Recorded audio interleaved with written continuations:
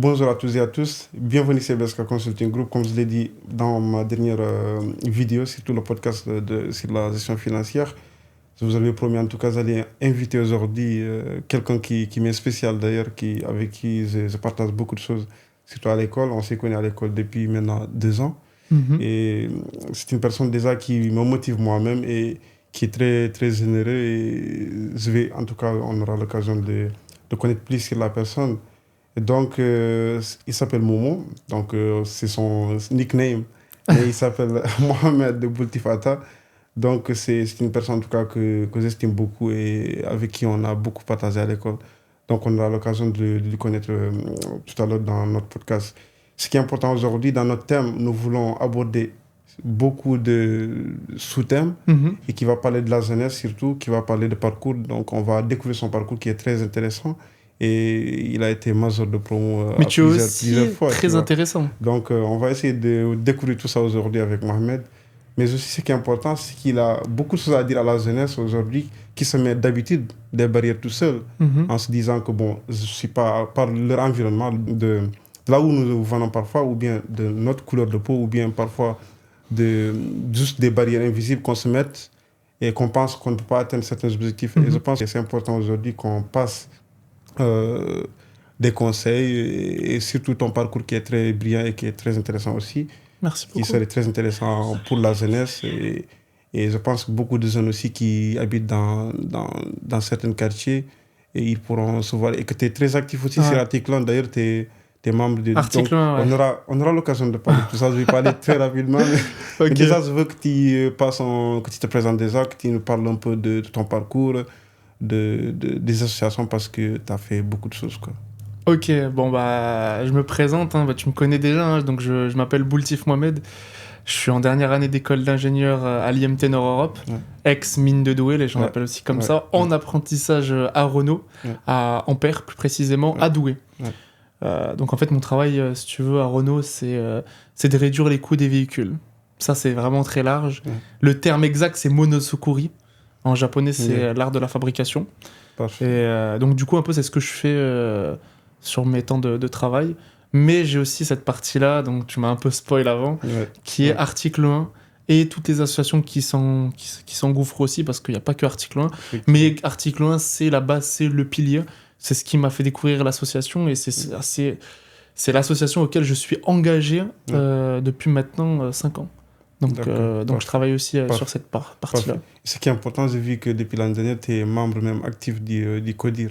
Ouais, c'est très intéressant aussi. Qu'est-ce que ça te fait conseil administratif, qu'est-ce que ça te fait aujourd'hui en tant qu'élève ingénieur de dernière année, en même temps membre actif au niveau du conseil d'administration? En fait, c'est particulier parce que en fait, c'est une grande association. C'est la première association d'égalité des chances en France et on est même sur les Outre-mer. Donc tu vois, c'est quelque chose.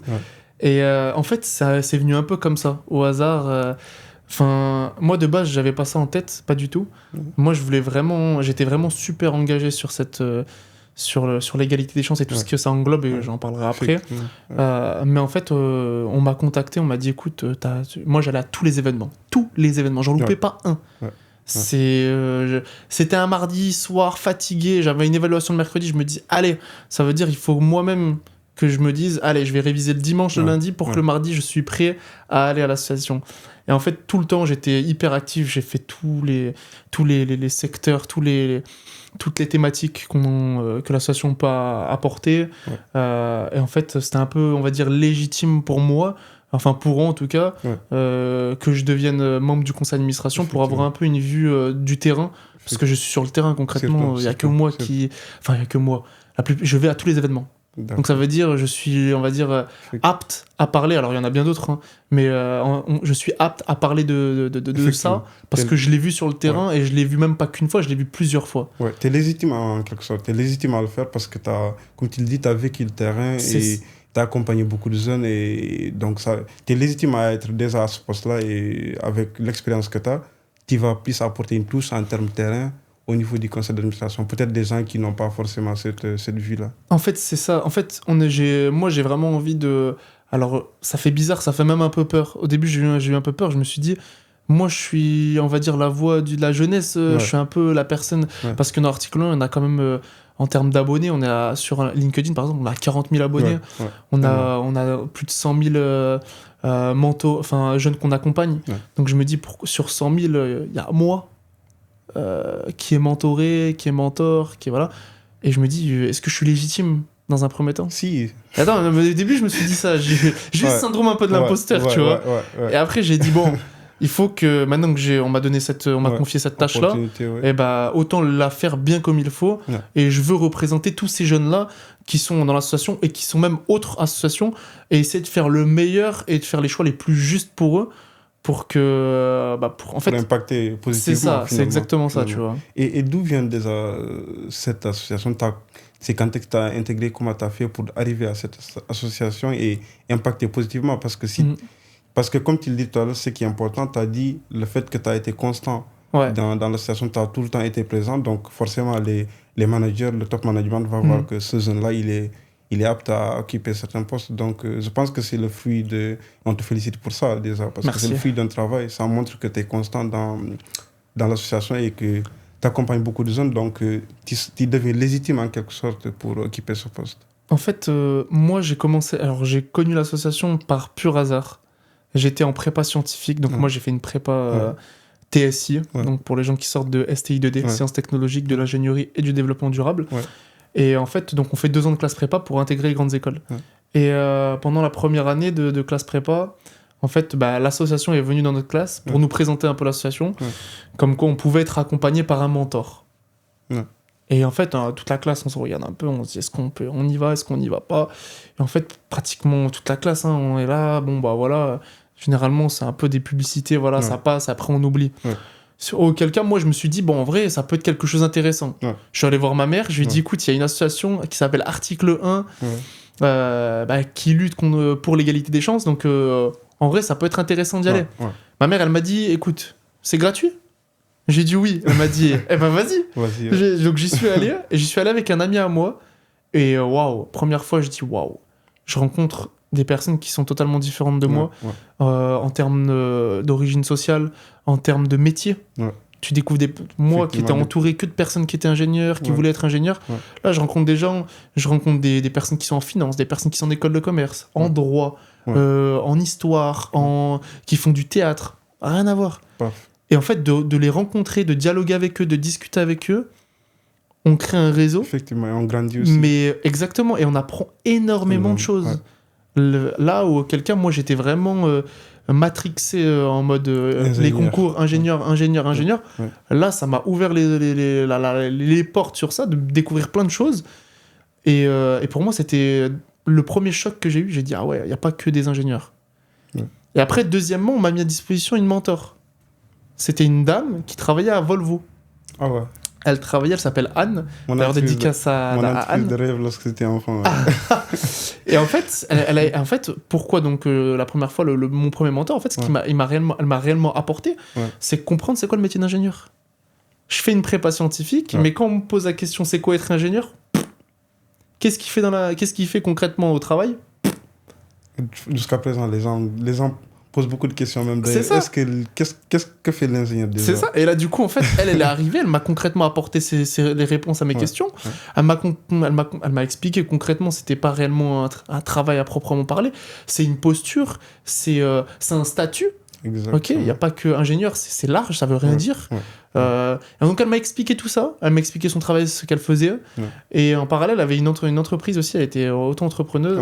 Donc elle avait une entreprise de coaching. Donc elle coachait les gens, donc en fait elle me posait aussi des questions, elle me disait qu'est-ce que t'en penses toi, vu que tu fais partie de la génération Z, qu'est-ce que t'en penses de ça, est-ce que c'est bien ? Et je disais ah ouais donc ça c'est pas mal, et en fait on s'entraidait entre nous pendant 2-3 ans, et franchement c'était une expérience incroyable. C'était incroyable. Parfait, j'imagine. Et ce qui est important, c'est que tu as parlé de ton parcours. Est-ce que tu as eu qu'est-ce que tu as à dire aujourd'hui des jeunes qui sont dans des positions, en tout cas, qui veulent devenir ingénieurs comme toi, qui veulent venir rejoindre IMT Europe?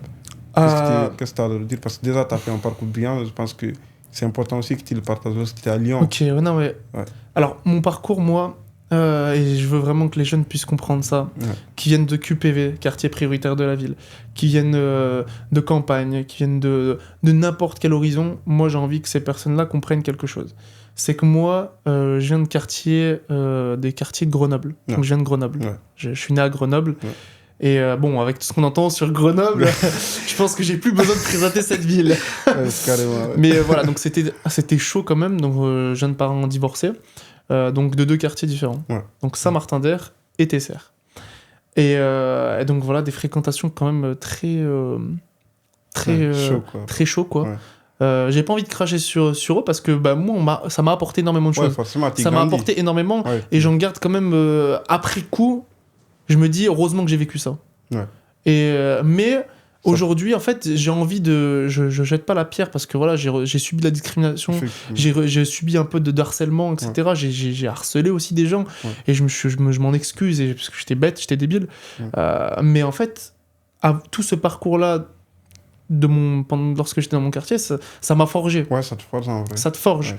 Tu te rejettes de la société. Et d'un coup, tu te dis, waouh, qu'est-ce que. Mais j'avais pas cette vision-là, j'avais pas la vision que j'étais une mauvaise personne. Et ma mère, en seconde, elle me dit, écoute, Mohamed, t'as 8 de moyenne. Avertissement, comportement, travail. Elle me dit, il faut changer. Elle me dit, il faut changer. Ouais. Elle me dit, il faut changer. Elle me dit, donc, ce qu'on va faire, c'est que là, je te laisse, donc, j'étais en seconde. Hein. Ouais. Elle me dit, ce qu'on va faire, c'est que je te laisse une année. Elle me dit, le prochain trimestre, tu me ramènes 15 de moyenne. Là, c'est un gros challenge. Elle me dit ça, et moi, dans ma tête, je me dis, non, mais...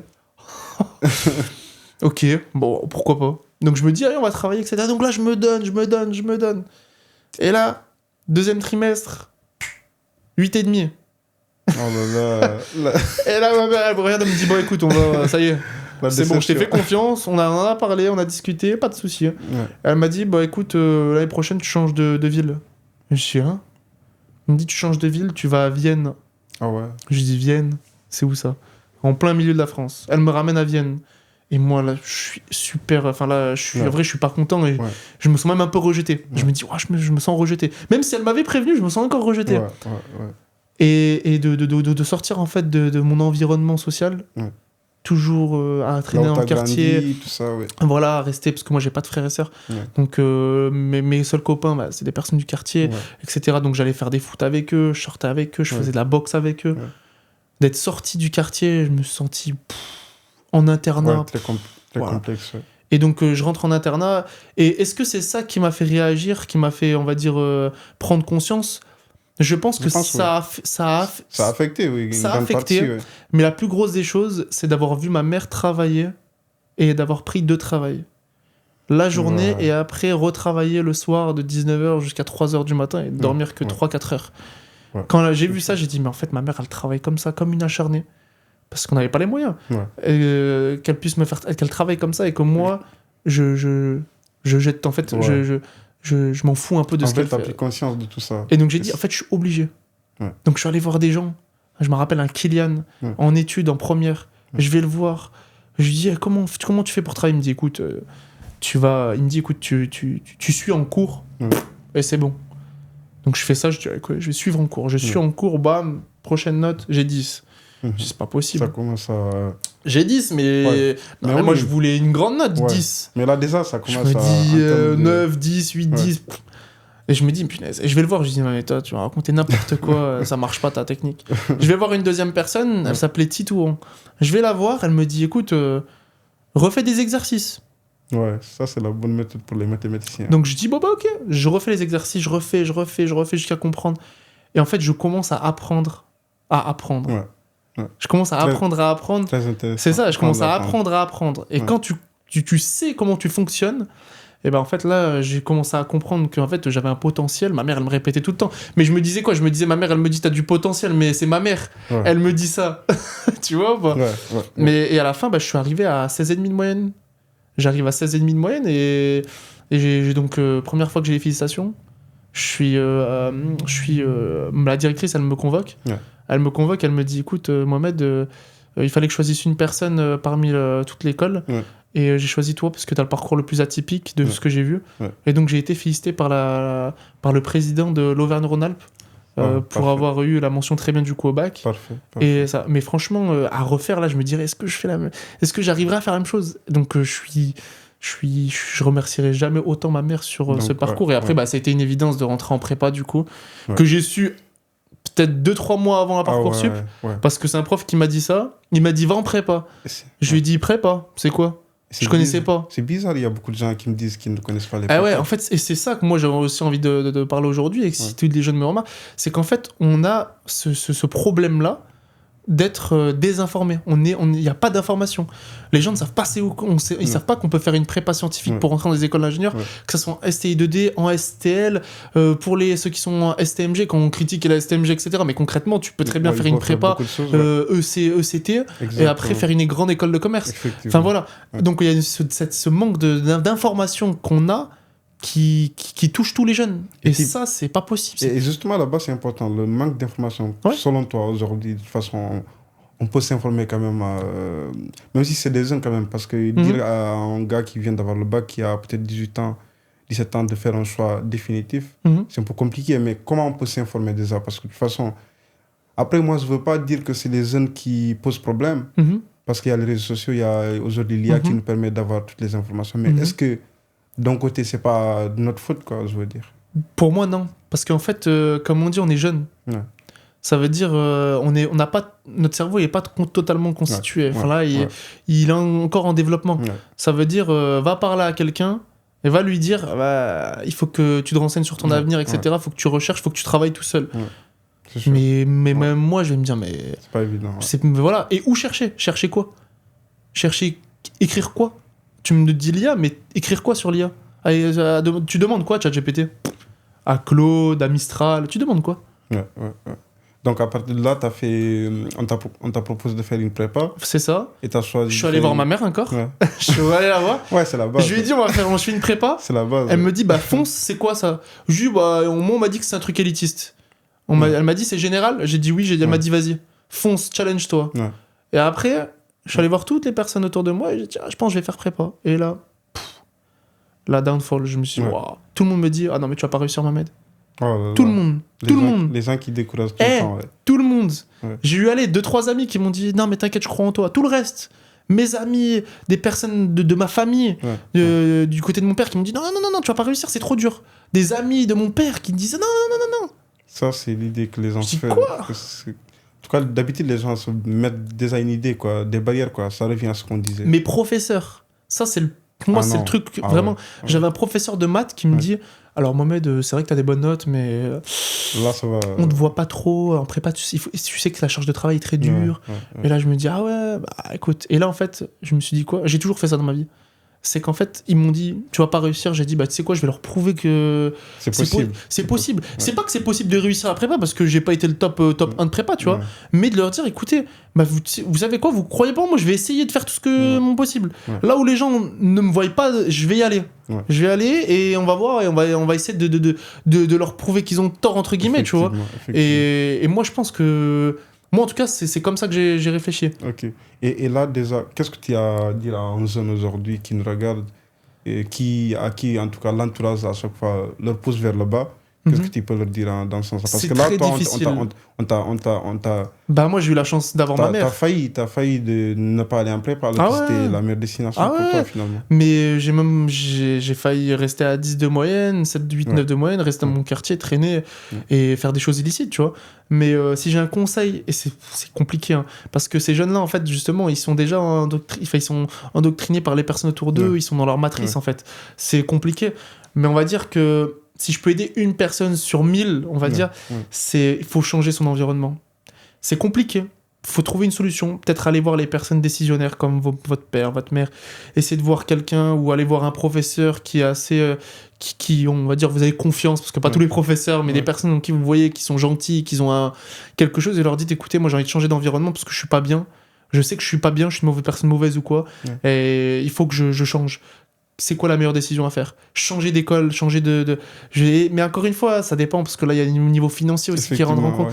Mais peut-être changer d'école, essayer de changer, d'apprendre à travailler avec différentes personnes, essayer de refaire des exercices. Moi, je sais que ça a marché. Refaire des exercices, c'est une méthode, j'ai l'impression, un peu qui fonctionne un peu pour les personnes qui bossent énormément. Mais on a Cristiano Ronaldo qui enchaîne à chaque fois, qui fait toujours les mêmes choses. Donc voilà, on a aussi des personnes comme ça. Et changer son environnement et essayer de toujours refaire des exercices, on va dire à l'école. Je parle vraiment à l'école, hein, mais refaire des exercices en boucle et se dire que c'est possible avec les personnes autour de nous, essayer de s'entourer correctement. Et puis voilà. Hein. En tout cas, merci beaucoup pour les conseils. Et déjà, si on revient sur ton parcours, finalement, une fois que tu as terminé ton prépa, qu'est-ce qui t'a poussé même de venir à notre école aujourd'hui, IMT Europe, ex-mine de Douai? Alors, c'est compliqué. Alors. Donc, je fais les concours. Donc, je loupe CCINP. Donc, c'est une banque de concours. Voilà. Et je réussis celle de Centrale. Ça veut dire, donc, j'ai les euros de Centrale. Donc, je vais à Centrale Supélec. On passe les euros avec notre team. Tout se passe super bien. Et franchement, je trouve que ça va, j'ai des bonnes notes. Enfin, tu vois, en mathématiques, j'ai 14, 12, physique 14, 12, sciences de l'ingénieur 12. J'ai des bonnes notes. Et l'anglais, la prof, elle est là, elle pleure devant moi. C'est pas du mensonge, elle pleure devant moi. Et je me dis, ça se trouve, je l'ai touchée parce qu'on parlait de discrimination, etc. Elle arrive, elle pleure, je me dis, incroyable, trop bien. Et je vois ma note, je vois j'ai 5. j'ai 5 en anglais. J'ai 5 en anglais. Et en fait, je loupe. Enfin, ça me supprime beaucoup d'écoles. Et moi, en parallèle, j'avais fait aussi des concours pour entrer en apprentissage. Effectivement. Et finalement, à la fin, je revais voir ma mère. Je dis, écoute, j'ai l'apprentissage. Donc, j'ai l'IMT en apprentissage et en initial. On fait quoi? Est-ce qu'on va en initial? Est-ce qu'on va en apprentissage? Et elle me dit, écoute, là, tu vas monter dans le Nord. C'est mieux l'apprentissage, je pense. Et pour mes ambitions futures, je pense que l'apprentissage, c'est mieux parce que déjà, moi, j'ai envie de travailler à l'international. Et à l'international, on privilégie énormément l'expérience professionnelle. Alors qu'en France, on est beaucoup plus sur les diplômes. À l'international, c'est beaucoup plus l'expérience pro. Donc, je me suis dit, pourquoi pas une expérience pro? Ça va m'aider financièrement et je vais être un peu indépendant parce que je voulais pas non plus forcer ça avec ma mère. Déjà qu'elle était un peu ric-rac. Donc, je pense qu'après ma voix, je me suis dit... Allez, IMT Europe, fonce. Un peu dégoûté parce que c'était dans le Nord. Et que je viens de Lyon et Cannes, tu vois. Mais c'est une expérience. Les gars du Nord, ils vont te taper. Hein. Non. Mais ouais, il fait froid ici. Ouais, mais après, ça va. Là, en fait, il ressemble à des gens du Nord, donc tranquille maintenant. Ça rassemble. Les gens ils disent que ça rassemble. De toute façon, ça va. Mais tu t'adaptes. Ouais. T'aimes bien maintenant, non? Écoute, j'ai étudié à Grenoble, ma prépa je l'ai fait à Lyon. Là maintenant, ma mère, on habite à Cannes. J'ai fait Vienne. Et là maintenant Douai, je fais un peu la ville de la France. Non, tu connais la géographie de la France. Ça y est, je connais que la partie de droite, pas la partie de gauche. Partie de gauche, j'ai dit c'est trop long. Ouais. Maintenant, ce qui est important dans ce que tu as dit aussi, c'est l'apprentissage. Aujourd'hui, qu'est-ce que tu peux nous dire aujourd'hui sur l'apprentissage déjà? Pour moi, l'apprentissage, ça dépend un peu des personnes, des ambitions de chacune. Et ça dépend du domaine aussi. Pour moi, l'ingénierie, l'apprentissage, c'est top. On apprend énormément sur le terrain. T'as pas de regret Ah non, j'ai aucun regret. Surtout là, dans le domaine dans lequel je suis, je voulais être très généraliste. Donc pour moi, il faut le noter aussi, tu es chez Renault. Ouais, je suis chez Renault. Leader sur le marché électrique actuellement, européen en tout cas. CAC 40, ouais, c'est ça. On a un galère un peu avec l'électricité, mais on essaye de tenir. Mais non, t'apprends énormément sur le terrain. Effectivement. Après, il faut avoir le bon manager. Une entreprise qui, quand même, qui est solide, niveau standardisation, etc. Mais quand tu as un bon manager, etc., tu apprends énormément. C'est énormément. Et encore une fois, ça dépend des ambitions de chacun. Je pense que quand tu es en finance, le meilleur, c'est de faire des stages, tu vois, et de pas faire d'apprentissage. De toute façon, il n'y a pas. Du conseil en stratégie, c'est la même chose. Donc voilà, ça dépend de chaque métier. Mais si c'est possible, en tout cas l'apprentissage, et que c'est quand même assez valorisé, faut foncer, faut y aller. Ouais, c'est assez valorisé. Ce que tu dis, c'est important. C'est le fait que déjà, tu vas avoir au moins une culture d'entreprise, que quelqu'un qui vient déjà d'être diplômé... Peut-être ils n'ont pas forcément parce qu'ils ont un stage peut-être de 6 mois en dernière année où dans 6 mois ils font une entrée dans l'industrie et peut-être avec le temps, dans 6 mois, je ne pense pas qu'ils pourront apprendre énormément de choses. En fait, ils vont comparé apprendre... à quelqu'un qui a fait 3 ans en tout cas dans une entreprise, quoi. Ils vont apprendre, mais je pense que c'est différent. C'est différent. Ouais, parce qu'en fait, là, on est vraiment un peu chouchouté en entreprise quand on est alternant. Effectivement. Donc, en fait, les gens veulent nous parler, en fait. Effectivement. Les gens veulent nous parler et en fait, tu comprends un peu Moi, mon objectif, c'était de comprendre comment fonctionnait une entreprise. Et quand je suis allé dans une usine, moi, je ne voulais pas travailler en usine. Je voulais pas me salir les mains. Non mais je te dis la vérité. Je fais des études, je vais me salir les mains, je vais en usine. Non mais j'avais ça comme mentalité. Mais en fait, quand je suis allé, c'est là où j'ai le plus appris. Mais je pense qu'aujourd'hui, quand tu veux devenir un top manager, ou bien en tout cas un manager intermédiaire, je pense qu'avoir cette expérience professionnelle sur le terrain, ça te donne un peu plus de légitimité. Oui, totalement. Mais après, j'étais jeune. Quand je te dis ça, je pensais comme ça. Là, maintenant, pour moi, c'est la plus belle expérience que j'ai eue. Et j'ai un manager qui est incroyable, qui s'appelle Gaëtan. J'ai eu l'occasion de voir des directeurs à des échelles incroyables, piloter des réunions avec que des directeurs. Donc, être sous stress et réussir à essayer de manager tout ça, piloter un peu tout ça. Donc non, ça m'a énormément apporté. Et de voir la hiérarchie d'un directeur d'usine jusqu'à un opérateur, de parler aux opérateurs et de parler au directeur d'usine, de parler à un directeur de la supply chain et de comprendre vraiment tout le process, c'est incroyable. C'est pour moi c'est la meilleure chose que j'ai pu faire. Et déjà, ce qui est important aussi, c'est que nous faisons une industrielle et je pense que il faut qu'on note ces usines industrielles et management des systèmes de production. Donc, ça collabore un tout petit peu cet aspect industriel, mais aussi du management. C'est ça. Donc, je pense que ça a poussé aussi ton choix sur cette formation qui est très intéressante pour moi, en tout cas au niveau de l'IMT Europe. C'est ça. Et aussi, ce que je veux qu'on en parle aujourd'hui, c'est les facteurs qui peuvent apporter du changement. Donc, pour les gens, en tout cas, qui n'ont pas envie de sortir de leur zone de confort, donc les gens qui sont dans le quartier, ils ne veulent pas quitter le quartier, ils ne veulent pas rester. Il ne faut pas, en tout cas, essayer comme toi, tu as fait plus de 4 villes, 5 villes en France. Donc, tu as suivi en tout cas différents challenges, différents changements. Maintenant, qu'est-ce que tu peux dire à ces gens-là? Quel est le facteur qu'on peut en tout cas avoir en tête pour sortir de cette zone de confort un tout petit peu? 1, l'association, c'est super important. 2, l'association, c'est super important. Et 3, l'association, c'est super important. Pourquoi je mets un accent sur l'associatif? L'associatif, c'est l'endroit où, en fait, pour moi, voyager, c'est super important. Que ça soit en France, que ça soit à l'étranger, que ça soit n'importe où. Faut bouger. Effectivement, et là, quand on va dire bouger, les gens ils vont nous dire non mais Mohamed, t'es bien gentil, mais les choux, l'argent quoi. C'est pour ça que j'ai dit non mais 3, l'association c'est important, l'association c'est important, l'association c'est important. Il y a des associations actuellement qui nous permettent d'aller dans des villes, dans des pays de l'Union européenne, d'aller dans l'Afrique, d'aller aux États-Unis pour faire des actes humanitaires, gratuitement. Gratuitement, t'es pas payé. T'es pas payé, mais ils prennent en charge à manger, etc. etc. Et pour moi, c'est super important. Et c'est une occasion, même en or, parce que ça se développe encore de plus en plus. C'est incroyable de faire de l'humanitaire. Donc, tu découvres d'autres personnes. Effectivement. Change ton milieu. C'est gratuit. Tu changes de mentalité. C'est ça. Tu vas apprendre l'anglais qui est super important dans le milieu dans lequel on vit. Et tu vois autre chose que ton quartier ou ta campagne. Parce qu'on parle de quartier. On parle de QPV, mais il y a aussi les zones rurales. Il y a tous ces endroits-là. Il n'y a pas que ça. Donc, changer, se bouger. Il faut vraiment bouger. C'est ça. C'est très intéressant. C'est le meilleur conseil que je pourrais donner. Moi qui en tout cas qui adore bien voyager, c'est très intéressant. Je me rappelle même lorsque j'ai fait l'Italie et tout, c'était magnifique. Je pense que ce que tu dis c'est important. Le fait de voyager, ça fait que tu changes un peu d'idées et tu changes un peu de mentalité. Peut-être les gens par exemple, il y a des gens qui ont un regard en tout cas un peu neutre par rapport à l'Afrique. Mais il y a beaucoup de pays africains aujourd'hui à visiter qui sont magnifiques. Tu vois. Donc je pense que voyager, ça t'apporte toujours du bien et surtout changer un peu de cette mentalité, sortir un peu de cette zone de confort et essayer de prendre... Mon objectif, j'aimerais bien aller au Sénégal, à Dakar. Vas-y. J'aimerais bien aller à Dakar. J'ai plein d'amis qui sont là-bas, ils m'ont dit viens, tu viens. Mais en plus, je sais pas là un peu, tu vois, Nangalef, Mangifié. Nancy Jam. T'as vu? J'ai appris quelques petits mots. Non, t'es un bon. Tcherno. On salue Tcherno déjà. C'est très bien. Maintenant, je veux quand même que tu nous parles un peu aussi de tes projets futurs parce que c'est important. Tes projets d'études, parce que là, tu finis dans quelques mois. Les gens te souhaitent déjà d'avoir une grosse entreprise, CAC 40 ou bien... comme ça, quelles sont tes ambitions en tout cas à la fin de ce diplôme-là? Alors, mes ambitions. Alors, faut comprendre que j'ai fait un stage en Chine. Ok. C'est intéressant. J'ai fait ce stage-là, c'est très dur à trouver parce que c'est un stage de 3 mois, etc. dans une entreprise chinoise.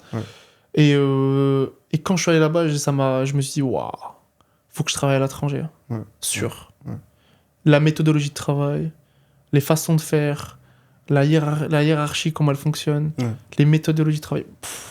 Ça revient à ce qu'on dit, voyager c'est important. Ah ouais, non, ça n'a rien à voir. Ça t'a marqué. Ça n'a rien à voir. Quand tu fais une pause yoga, étirement à 10h, à 15h, et que de midi à 14h, tu manges et tu as une pause sieste, tu te dis waouh. Et ils sont productifs. Et comment ils vivent en entreprise? Quelle est la différence entre là-bas et en France? Mais là-bas, les gens sont hyper...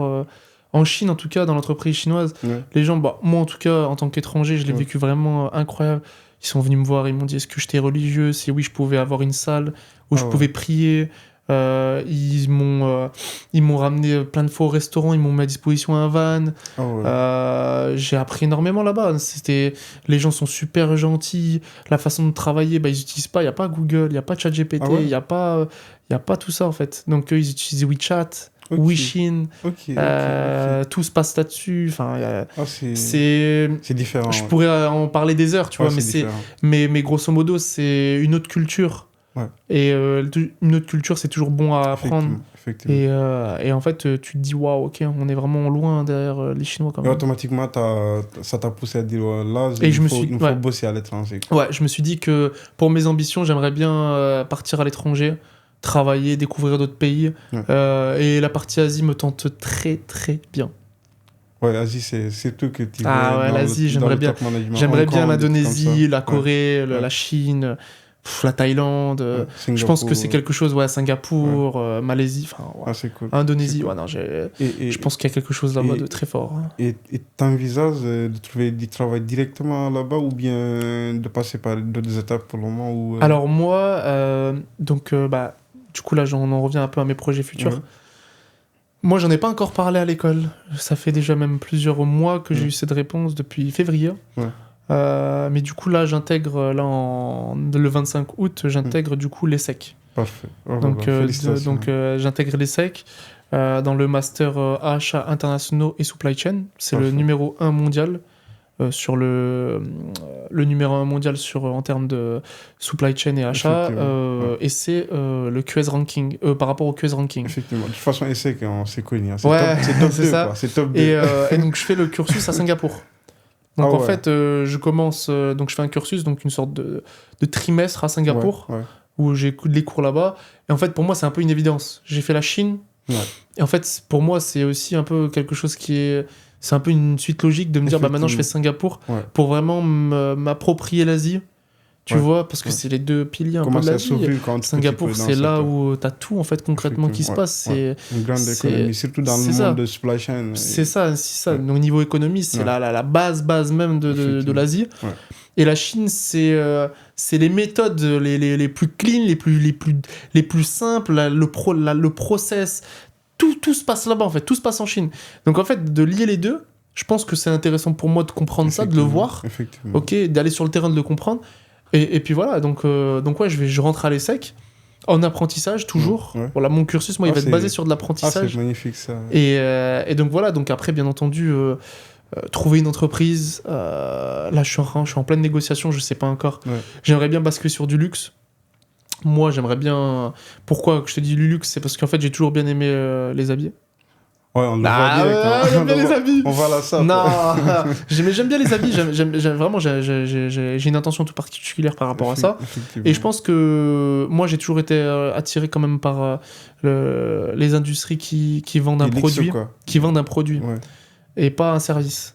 Ça veut dire, voilà, je suis open sur le service, mais pour l'instant, j'ai ma vision où je me dis, mieux vaut comprendre totalement ce que c'est que le process, de comment fonctionne une industrie qui vend un produit. Donc, j'ai fait Renault qui est très complexe.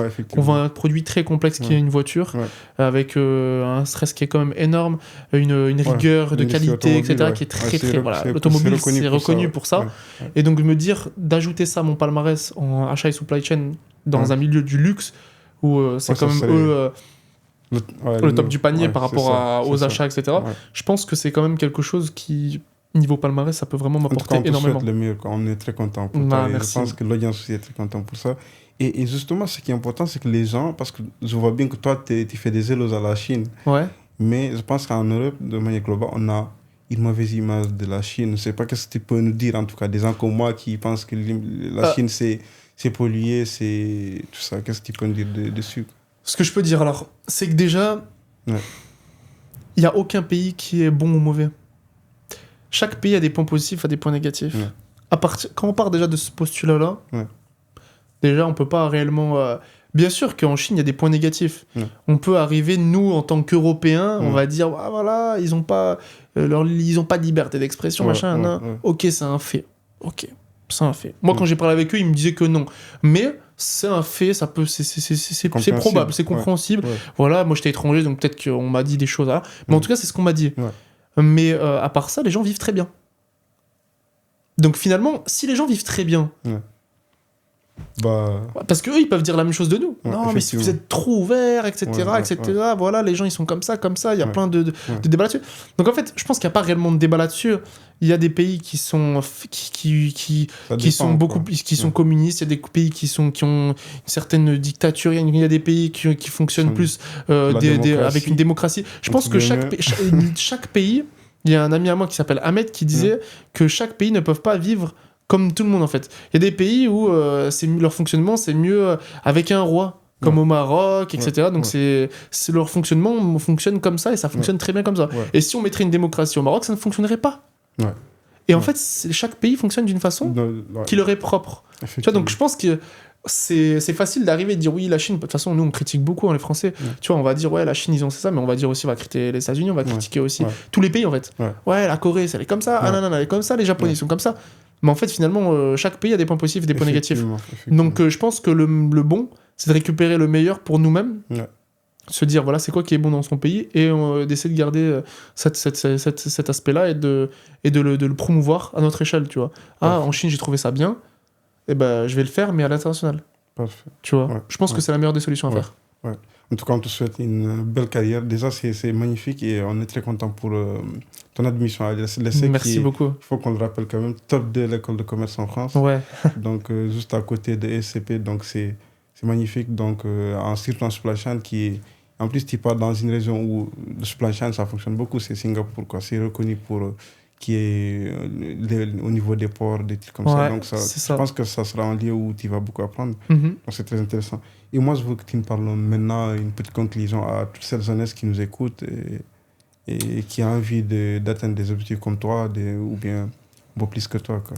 Alors, moi, il faut savoir que je ne suis pas une référence. Vraiment. Si. Moi, je pense que chaque personne est différente. C'est-à-dire que chaque personne va avancer à sa manière. Ok ? Il y a des gens qui arrivent à être épanouis, qui arrivent à réussir. Réussir, il y a pas... Certes, il y a la réussite financière, mais il y a la réussite famille, avec la famille, il y a plein de réussites. Et chacun a une réussite propre à soi-même. Mais on va dire que chaque personne peut réussir à leur échelle, à leur moment. Il y a des gens qui vont réussir à 19 ans. Il y a des gens à 40 ans, à 50 ans, à 70 ans. Il n'y a pas d'âge. Mais on va dire que moi, si j'ai un conseil, c'est oser. Déjà, c'est sûr. Il faut oser. Si on n'ose pas faire les choses, il n'y a rien qui va se passer. Vraiment. On a envie de boire de l'eau. Si on est allongé dans le lit et qu'on a envie d'aller boire de l'eau, bah, si tu te lèves pas, tu vas jamais boire de l'eau. C'est ça. T'as beau prier, t'as beau faire tout ce que tu veux, pas boire de l'eau. Il faut faire en tout cas. Faut oser, faut essayer. Pas, quoi. C'est ça. Faut essayer de faire un pas. Oser, c'est la première chose. La deuxième chose, c'est de bien s'entourer. Très intéressant. Et franchement, Boubacar, j'ai des personnes autour de moi. Je remercie Dieu à chaque fois. Parce que j'ai l'impression que toutes les personnes autour de moi, et je pourrais les citer nom après nom. Ils sont incroyables. Chaque personne m'apporte quelque chose dans ma vie qui est incroyable. Et des fois, je me dis, mais waouh, est-ce que je mérite d'avoir toutes ces personnes autour de moi? Incroyable. Chaque personne, et vraiment, elle m'apporte quelque chose dans ma vie qui fait que je suis épanoui. Ça me donne encore plus la force de me dire, j'ai envie de faire changer les choses. C'est là l'objectif. J'ai envie d'être CEO du CAC 40, moi. Moi, c'est mon objectif. Tu vois, je sais pas comment je vais arriver. Je sais pas si je vais arriver à 40 ans, je sais pas si je vais arriver à 60 ans, je sais pas. Mais mon objectif, c'est de faire ça. Est-ce que tu vas me poser la question, est-ce que c'est pour la gloire? Est-ce que c'est pour l'argent? Ça dépend. De toute façon, tous les deux, ça serait pas mal. De toute façon, que ça soit pour l'argent ou bien pour la gloire. Dis-toi que moi, je pensais avant argent. Et figure-toi que je peux t'assurer actuellement que c'est pas pour ça que je le fais. Certes, il y a l'argent qui va avec, mais c'est pas pour ça que je le fais. C'est parce que j'ai trouvé une façon de faire en sorte que ma voix puisse être entendue par tout le monde. Je pense qu'on a un peu ce même objectif, c'est le fait d'impacter. Moi, c'est ça. on pense quand je n'impacte pas positivement, ça va pas me dire beaucoup de choses, quoi. Donc, je pense que c'est dans ce sens-là que tu veux aller, quoi. C'est impacter le monde, impacter la jeunesse, impacter positivement, quoi, en quelque sorte. En fait, les jeunes, ils ont une vision. Vraiment, les jeunes, ils ont une vision de... Ah, les gens se représentent beaucoup. En fait, les gens s'assimilent à des gens. Effectivement. Ça veut dire, tu vas arriver, des jeunes, tu vas leur dire quoi, t'as envie d'être qui? La personne va te dire, ah, je veux être Mbappé. Exactement. Ok. Ouais. Ok, donc ça, c'est le milieu du sport. Ouais. Ah, j'ai envie d'être Wembenyama. Ok. J'ai envie d'être... Donc, les gens, moi, j'ai envie d'être ce rappeur, j'ai envie d'être ce chanteur, j'ai envie de... Ok. Mais est-ce que t'as déjà entendu une personne dire, j'ai envie d'être un directeur d'entreprise? Ouais. C'est pas connu. En fait, c'est pas connu. Il y a pas. En fait, les jeunes, ils ont envie d'être quoi? Ils ont envie d'être footballeurs, ils ont envie d'être basketteurs, ils ont envie d'être rappeurs, chanteurs, artistes. Ouais. Et c'est bien. Et il faut ça. Ça, ok. Il faut de tout pour faire un monde. Quand c'est ça. Mais pourquoi on n'a pas attaqué cette partie-là de l'administratif, du public, du privé, des entreprises, même du droit, partir dans le droit Pourquoi on n'attaque pas ça? On est minoritaire à des personnes de QPV, de QPV, on est minoritaire dans cette partie-là. Et pourquoi? Et donc c'est pour ça que je me dis, écoute, chaque personne comme Mbappé, comme toutes ces personnes-là, eux, ils ont arrivé, ils ont mis leur nom, ok, ils ont mis leur nom sur le papier et ils ont dit voilà, et nous on vous influence pour ça. Et les jeunes se disent ok, on a envie de faire comme lui. Moi j'ai envie de faire la même chose, mais dans le milieu d'entreprise. Les gens ils viennent, voilà. Moi je suis une personne, je suis hyper humble. Tu peux venir me parler comme tu veux. On parle de la façon dont tu veux. Si tu veux qu'on parle professionnel, on parle professionnel. Si tu veux qu'on parle en wesh, on parle en wesh. Y a pas de problème. Non mais vraiment, y a aucun problème. Mais faut se dire que moi en tout cas si je peux aider les gens je le fais. Je le fais grâce à l'association.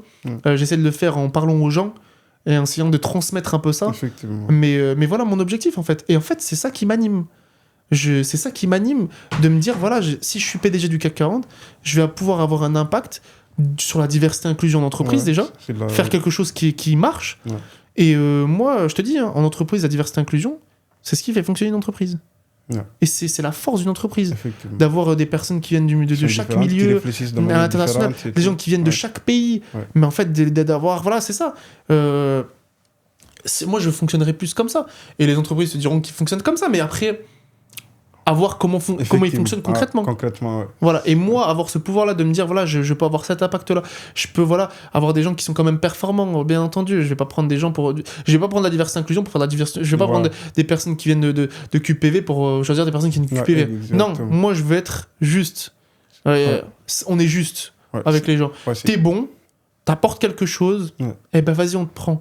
C'est simple. C'est ce que Tidjane Thiam disait. Tidjane Thiam, c'est un ancien CEO aussi.